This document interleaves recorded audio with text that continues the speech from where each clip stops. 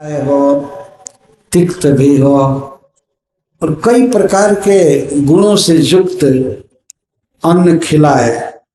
लब्ध कामय अनुज्ञात पारणायोपचक्र में जब ब्राह्मण सब खा लिए, लब्ध काम हो गए और उन्हें दक्षिणा भी दी गई, तब महाराज अम्बरीश ने उनसे आज्ञा लिया कि यदि आपकी आज्ञा हो, ब्राह्मणों से कहे आपकी आज्ञा हो तो हम अब द्वादशी का पारण कर लें। व्रत पूरा करने के लिए, पारण करने के लिए तैयार हुए। पारण करने के लिए भगवान का प्रसाद सामने रखा गया, सब सेवक आदि ला करके रखे, पारण करना। लब्ध कामे अनुज्ञात पारणायोपचक्र में तस्य तरहि अतिथि साक्षात दुर्वासा भगवान। तो पारण करने के लिए प्रसाद सामने था और यहां तक कि शरीर अविद्या जल भी बोल चुके थे महाराज अम्बरीश। उसी समय उनके अतिथि साक्षात भगवान दुर्वासा हुए। सुखदेव गोस्वामी भगवान दुर्वासा कह रहे हैं, भगवान का अर्थ है वर और साथ देने में समर्थ, तो परम शक्तिशाली दुर्वासा जी उनके अतिथि हुए। तो भोजन के आसन पर बैठे हुए महाराज अम्बरीश उनको देख करके तुरंत खड़े हो गए कि परम पूज्य ब्राह्मण हैं और ब्रह्मचारी हैं, उन्होंने विवाह नहीं किया है। दुर्वासा मुनि तरही अतिथि अभवत, साक्षात अतिथि हुए। इसी को वास्तव में अतिथि कहते हैं, जिसके आने की कोई तिथि पहले से मालूम नहीं है वही है अतिथि। और जिसके आने के लिए पंपलेट छाप दिया गया है और आया तो अभ्यागत है, वो अतिथि नहीं है। तो निश्चित है तो सतिथि है, अतिथि नहीं है। अतिथि के स्वागत का विशेष महत्व है। तो महाराज अम्बरीश खड़े हो गए। तमा नर्चा तिथि भूप प्रत्युत्थाना सुना रहा। सबसे पहले वे खड़े हो गए और खड़े होकर के उनके पास गए और उन्हें आसन दिए, आसन पर बैठाए और आसन देने के बाद और हरे पुष्प माला आदि से उनकी पूजा किए, चरण कमल धोए, सब आदर किए।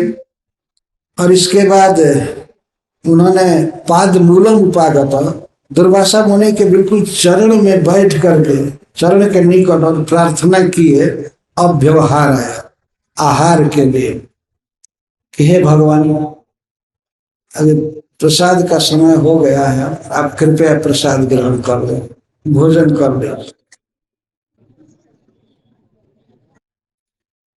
देखिए, पारण के लिए बैठ चुके थे, लेकिन अतिथि सत्कार का एकदम महत्व है, वो भी ब्राह्मण, वो भी ब्रह्मचारी। तो खड़े होकर स्वागत किया, उनसे याचना किया प्रसाद ले लीजिए। प्रतिनंद सतद्याचाम कर्तुम आवश्यक गत। दुर्वासा जी ने स्वीकार किया, ठीक है मैं आपका प्रसाद लूंगा, भोजन करूंगा आपके यहाँ, लेकिन कुछ मेरे आवश्यक कर्म रह गए हैं। आवश्यक कर्म का अर्थ होता है जो अवश्य करने जो, जैसे दोपहर का स्नान और संध्या बंदन आदि कुछ कर्म रह गए थे। उन्होंने कहा कि हमारा कर्म कुछ बाकी है, मैं जा रहा हूँ कालिंदी में स्नान करके और संध्या बंदन आदि जो मेरा आवश्यक कर्म है करके और आऊंगा।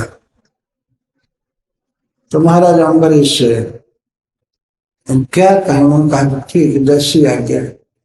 तो वे चले गए स्नान करने। निमम मज्ज बृहध्यायन कालिंदी सलिले सुबह। दुर्वासा जी गए और कालिंदी के पवित्र जल में, स्वच्छ जल में और दिव्य जल में स्नान करने लगे। निमज्ज, निमज्जन किया, स्नान किया। स्नान करने में भी बहुत देर हो रही थी और स्नान करने के बाद अब पूजा चालू हुई उनकी। उनको थोड़ा भी ध्यान नहीं आया कि महाराज अम्बरीश द्वादशी व्रत किए हैं और पारण करेंगे, इसका कोई ध्यान नहीं रहा। मनमाना नहाना और नहा करके अब रोज आधा घंटा गायत्री करते होंगे तो आज 1-2 घंटा लगा रहा।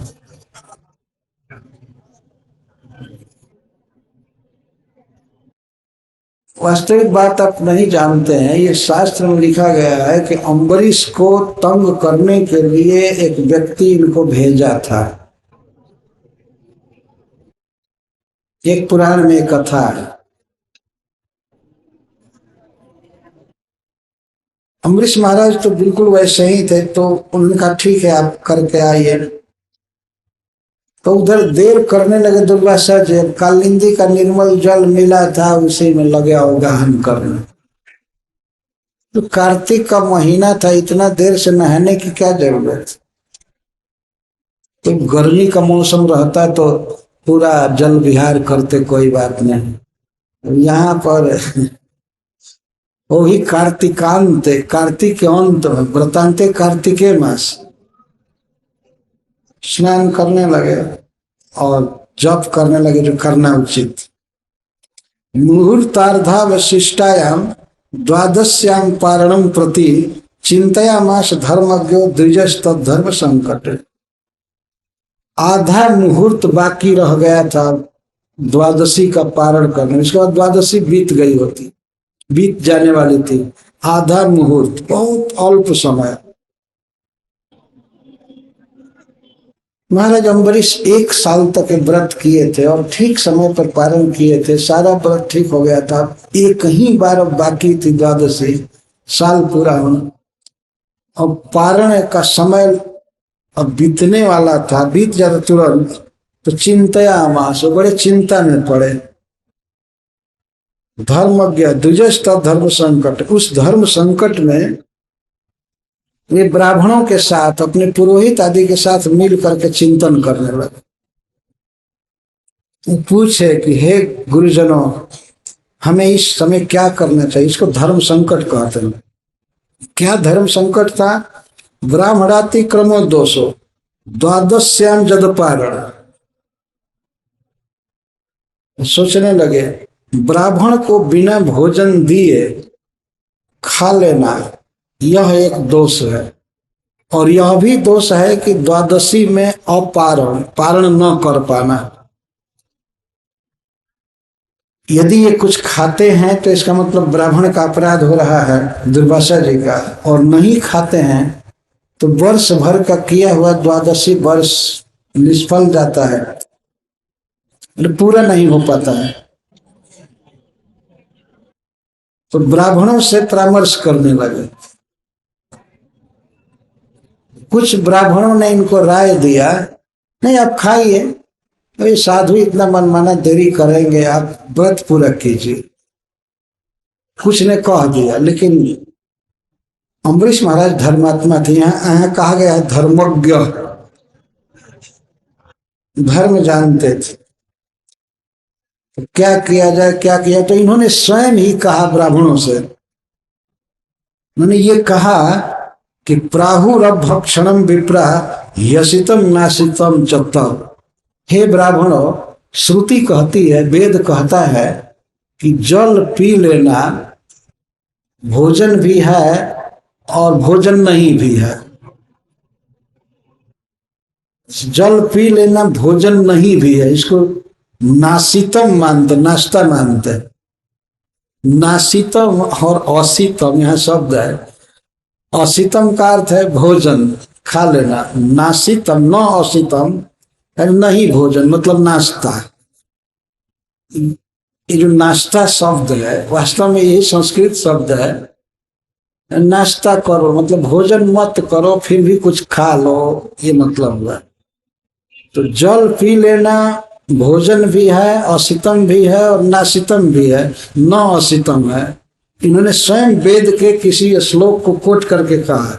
अम्बरीश महाराज इतने बड़े विद्वान थे, तो उन्होंने कहा कि हाँ, वेद कहता है कि जल पीना अपभक्षणम, अपभक्षणम, जल भक्षण, जल खाना भोजन भी है और नहीं भी भोजन है।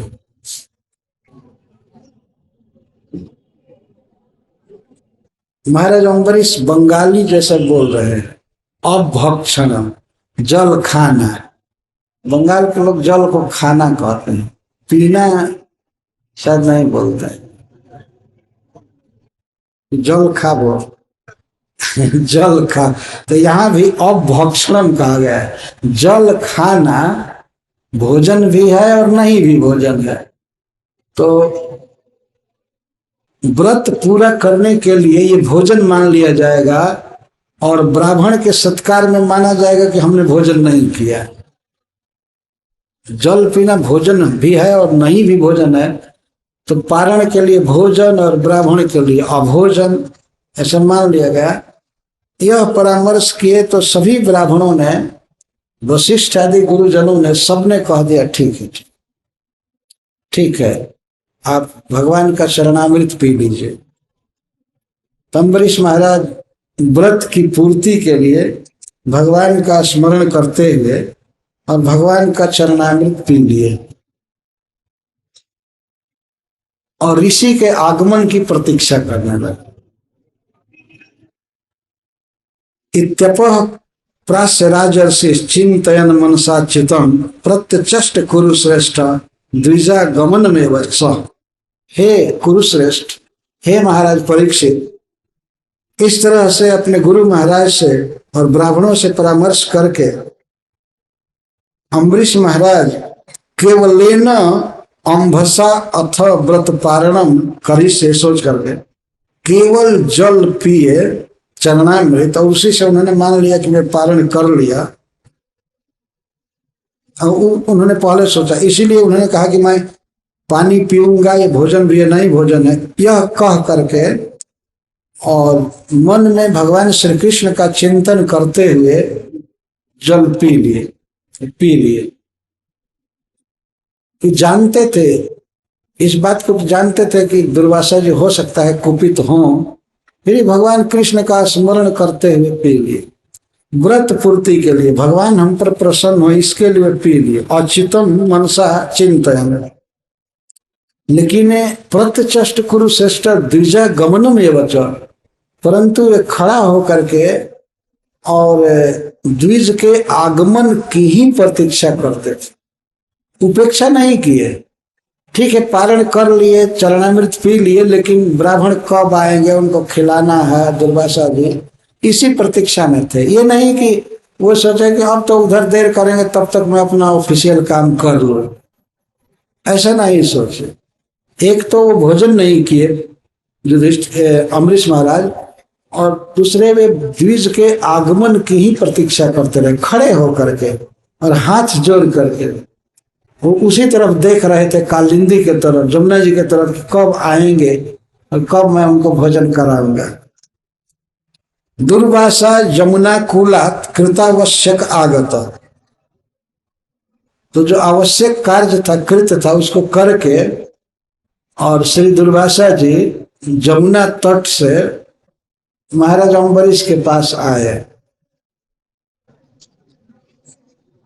अब देखिए ऋषि की हालत। राज्ञाभिनंदित तस्य बुद्धे चेष्टितम दिया, तो राजा ने अभिनंदन किया, महाराज अम्बरीश ने अभिनंदन किया उनके आने पर। बहुत अच्छा हुआ, आइए, मैं आपकी प्रतीक्षा कर रहा था, आप भोजन कर लीजिए।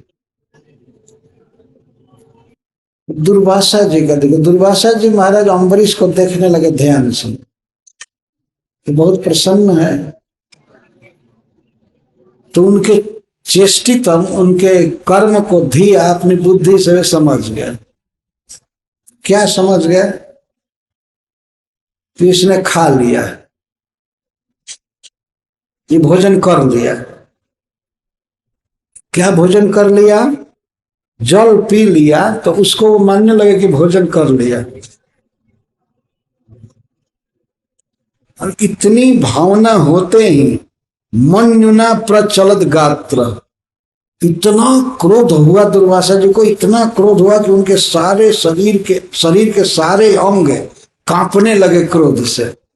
प्रचलत गात्र, पैर से इधर उधर चलने लगे, हाथ भांजने लगे, आंखें उनकी बिल्कुल लाल हो गई, भ्रिकुटी उलट गई, ऊपर हो गई, प्रचलित भ्रिकुटी कुटिलानन, भौहें टेढ़ी हो गई और टेढ़ी भौहों से उनका मुंह बहुत विकराल लगने लगा। एक तो वो भूखे थे, बुभुक्षितश्च सुतरां, बहुत भूखे थे, भूखे थे और उस पर से क्रोध आ गया कि हमको खिलाए बिना ये कैसे खा लिया। तो भ्रिकुटी कुटिल होने से उनका चेहरा तो बिल्कुल विरूप दिखने लगा, विकट दिखने लगा और हाथ पैर पीटने लगे, अपना सिर पीटने लगे इधर उधर क्रोध से। और महाराज अम्बरीश कृतांजलि हाथ जोड़कर खड़े थे, वो प्रतीक्षा कर रहे थे, शुरू से हाथ जोड़कर खड़े थे।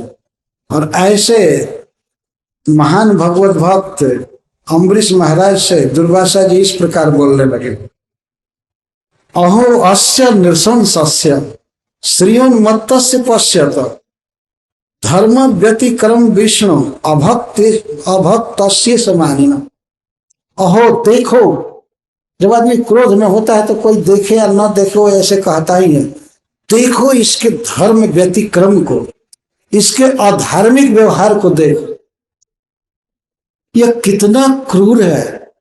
मैं ब्राह्मण हूं, मैं भूखा हूं, मुझे भोजन के लिए निमंत्रण दिया और यह पेटू दुष्ट पहले खा लिया।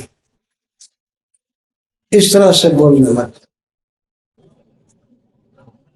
इसका न्याय देखो कितना नृशंस है। अवश्य इसको अपने धन का बहुत बड़ा अभिमान हो गया है।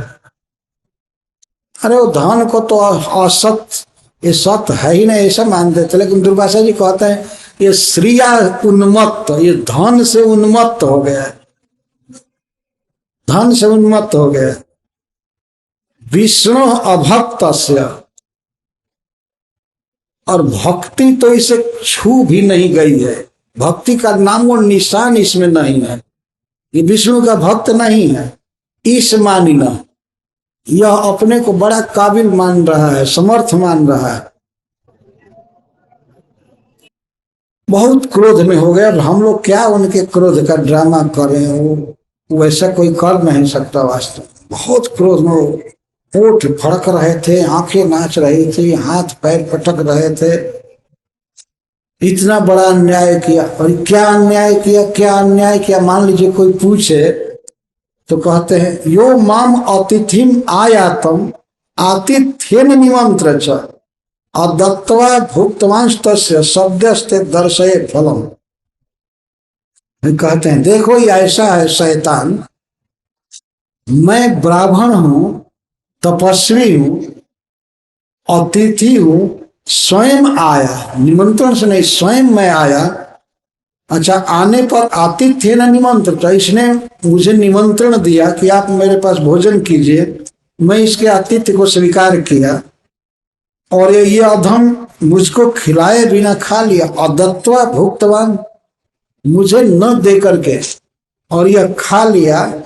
इस पाप का, इस अपराध का फल मैं तुमको अभी दे रहा हूं। सद्यस्ते दर्शये फलम, तुमको इसका फल मैं दे रहा हूं। क्या फल देना चाहते थे? अम्बरीश को जान से मारकर खत्म करना चाहते। देखिए क्या वास्तव में अम्बरीश महाराज का कोई अपराध था? नहीं, कुछ भी अपराध नहीं था। व्रत पूर्ति के लिए वो जल पी लिए, भगवान का चरणोदक पी लिए, चरणामृत पी लिए, यह वो अपराध था। लेकिन अब ये ऋषि हैं, अब सोचने लगे अपने स्तर से, इसने अपराध किया है, इसने बहुत बड़ा पाप किया है, मैं इसका फल देता हूं। एवं ब्रुवाणो, इस प्रकार से बोलते हुए, एवं ब्रुवाणो उत्कृत जटम रोष विदीपिता, दुर्वासा जी क्रोध से जल रहे थे। विदीपिता, जिस व्यक्ति में क्रोध आता है तो दूसरों को तो दुख देता ही है, पहले वह स्वयं जलने लगता है, क्रोध आग के समान है। तो रोष विदीपिता, दुर्वासा जी जलने लगे क्रोध के मारे, और हाथ पैर पटक रहे थे, आंखें लाल किए थे, भ्रिकुटी उल्टी थी। इसी समय में तुरंत अपने एक जटा को उखाड़े क्रोध से। जो क्रोध है तो ये थोड़े ध्यान आ रहा है कि जटा उखाड़ने से दर्द होगा चाहे कुछ होगा। अब क्रोध में जटा उखाड़े और कोई अभिचारण मंत्र बोले और बोल करके उससे पृथ्वी पर पटके तो उससे भयावह कृत्या उत्पन्न हुई। एक महान विशाल शक्ति वाली राक्षसी उत्पन्न हुई। वो कैसी थी? काला नलोपमान, प्रलय कालीन अग्नि के समान भयावह थी। प्रलय काल में पूरे ब्रह्मांड में आग लगती है, पूरे ब्रह्मांड में, और बहुत भयावह अग्नि होती है। तो वो जितनी भयावह आग होती है उस तरह से वो भयावह लग रही थी। और उसका शरीर जल रहा था, चारों तरफ आंच निकल रही थी, आंच निकल रही थी, लक लक लक लक सारा शरीर ही, और कालानल के समान लपटे निकल रही थी उससे। और 80 हस्तान, वो एक 80 तलवार ली थी अपने हाथ में, और वो तुरंत ही अम्बरीश महाराज को मारने के लिए दौड़ गई। बहुत भयावह थी, उसके वेग को रोक पाना बड़े बड़े देवताओं के लिए भी असंभव बात थी। एवं ब्रुवाण उत्कृत जटाम रोष विदीपिता तया स निर्ममे तस्मै कृत्यम काला नलोपमान तामा पतंतिम ज्वलतिम 80 हस्ताम पदा भुवम देपयंतिम समुद्विक्षण चचाल पदा निर्भर। तो इस तरह से वो चल रही थी, बहुत तेज था उसमें, हाथ में खड्ग लेकर, तलवार लेकर के वो जब चली अम्बरीश महाराज को मारने के लिए तो पृथ्वी धमक कांपने लगे। उसके चलने से पृथ्वी डगमग करने लगी, पृथ्वी में धमक आ गई। बेपयंती, ऐसी कृत्य को देख करके भी सम उद्विक्ष न चचाल पदा निप, महाराज अम्बरीश एक पैर भी पीछे नहीं भागे। वो आई मारने के लिए डायरेक्ट उस तलवार से, लेकिन उसको देख करके महाराज अम्बरीश डरे नहीं, इसलिए एक पैर भी नहीं हटे। वो आ गई बिल्कुल निकट और गर्दन पर अब तलवार चलाने वाली थी, फिर भी महाराज हाय हाय या हाथ उठाना या भागना नहीं किए। वो तो जैसे छोटा सा बच्चा अपने माँ के आश्रय में रहता है, उस तरह से भगवान कृष्ण के आश्रय में थे। मारने के लिए आई। तब तक उसी समय क्या हुआ, जब ही वो महाराज अम्बरीश के पास अपने तलवार को लेकर के आए, तो आप जानते हैं यहाँ सुखदेव गोस्वामी कह रहे हैं, प्राग दिष्टम भृत्य रक्षाया पुरुषेण महात्मना ददाह कृत्याम तम चक्रम क्रुद्धा ही म्योपावक। जैन ही महाराज को मारने आई त्यों ही सुदर्शन चक्र जो भगवान ने अपने भृत्य के लिए, अम्बरीश महाराज के लिए वहां रखा था, वह चक्र आया और अपनी ज्वाला में उस कृत्य को जलाकर भस्म कर दिया। उस तरह से जैसे किसी फुफकारते हुए सांप को दावाग्नि जला दे। दावाग्नि का अर्थ जंगल में लगी हुई घोर अग्नि, लगा हुआ घोर अग्नि, जैसे सांप को जला दे। सांप चाहे कितना भी फुफकारे, प्रचंड अग्नि में पड़ जाने पर वो जल कर राख हो जाए। तो इस तरह से जब ही अम्बरीश महाराज को मारने आई, उसी समय सुदर्शन चक्र उस कृत्या को जला दिया। ददाह कृत्याम तम चक्रम क्रुद्धा ही म्योपावक। क्रोधी सांप को जो फुफकार छोड़ रहा हो, उसको जैसे प्रचंड अग्नि जला देता है, दावानल जला देता है, इस तरह से जला दिया। ये तो काम खत्म हुआ उनका, दुर्वासा का। अब इनकी बारी आई, सुदर्शन चक्र इन पर चलेगा। कृत्या तो उत्पन्न, कृत्या तो खत्म हुई। देखिए भगवान की रक्षा अपने भक्त की किस तरह रक्षा करते हैं। तो प्रत्येक भक्त को सीखना चाहिए और इस तरह से श्री कृष्ण पर पूर्ण विश्वास रखना चाहिए, प्रभु हमारी रक्षा करेंगे। ये सब इतिहास साक्षी है, बता रहा। तो तद अभी द्रवद उद्वीक्ष स्वप्रयासम च निष्फलम दुर्वासा दुद्रुवे भीतो दीक्षु प्राण परिपया। दुर्वासा देख रहे थे क्रोध, देखा कि कृत्या को इसने नष्ट कर दिया चक्र ने, और चक्र बड़े वेग से अनंत सूर्य की तरह उष्मा उगलते हुए, खरखर खरखर आंच उगलते हुए, अब दुर्वासा की तरफ झपटा चक्र अपने आप। वो तो भगवान के समान चिन्मय है। तो चक्र को उन्होंने देखा, दुर्वासा ने देखा, अभी द्रवत मेरे तरफ चक्र आ रहा है। और उन्होंने भी देखा स्व प्रयासम च निष्फलम, इनका महाराज को मारने का जो प्रयास था वो विफल हो गया, निष्फल हो गया, कृत्या नष्ट हो गई। तब दुर्वासा दुर्वे भी, तो दुर्वासा को बहुत भारी भय हो गया और वो चले भाग, सुदर्शन चक्र से बचने के लिए भागे, लेकिन सुदर्शन चक्र उनका पीछा किया। वो कितना भाग सकते थे? प्राण परिपसया, क्यों भागे? प्राण बचाने के लिए, क्यों प्राण बच जाए। नहीं नहीं, और कृत्या उत्पन्न कीजिए, और जरा करके देखिए। इस तरह से कभी कभी देखा जाता है बड़े बड़े लोगों की बुद्धि भी समय पर नष्ट हो जाती है। इतना बड़ा योगी, इतना बड़ा ऋषि, और इतनी बात समझ में नहीं आई कि बेचारे पानी पिए हैं, एक भोजन क्या किया, और वो भी द्वादशी का व्रत पूरा करने के लिए, और पानी पी लेने के कारण बस जान से मारने का अपराध हो गया। ओ, हद हो गया है यहाँ पर। अरे पूरा भोजन भी किए होते तब भी कोई अपराध नहीं था, तो पानी पी लिए क्या अपराध? दुर्वासा इस तरह से विवेक खो बैठे थे और भक्त को मारना चाहते थे। तो सुदर्शन चक्र उनके पीछे चला। यद्यपि सुदर्शन चक्र इनका वध नहीं करता, लेकिन अधमरा करके छोड़ेगा, या ज्यादा ही मरा, 95% मार करके 10% जान छोड़ेगा, केवल जीवित रहेंगे। इसलिए कि कोई ये ना कहे कि सुदर्शन से भगवान ने ब्राह्मण की हत्या कर दी। ठीक है, जीवित रहो, लेकिन चारों तरफ सुदर्शन चक्र उनको जला रहा था। जिधर जा रहे थे वो आगे से, बगल से, पीछे से, ऊपर से उनको दग्ध कर रहा था। उनके शरीर से खून और पीभ चलने लगा चारों तरफ, जलन के कारण। जब शरीर जल जाता है तो किस तरह दशा होती है, ये दशा दुर्वासा के हो रही थी, और भागे। तथा सप्तम मुनिरीक्षमाणा, दुर्वासा मुनि देखे कि सुदर्शन बिल्कुल मेरे पीछे सट करके चल रहा है, तो वे तुरंत ही कहीं छिपने के लिए सुमेरु पर्वत की गुफा के तरफ भागे। मेरु पर्वत की गुफा के तरफ भागे। गुहाम विवक्षु प्रसार मेरो, मेरु पर्वत के गुफा में भागने के लिए, कहीं छिप जाऊंगा वहां नहीं पहुंचेगा सुदर्शन, इसलिए मेरु पर्वत की तरफ भागे। और जगह कहीं वो समझ लिए कि आश्रय नहीं मिलेगा तो अब भागना ही।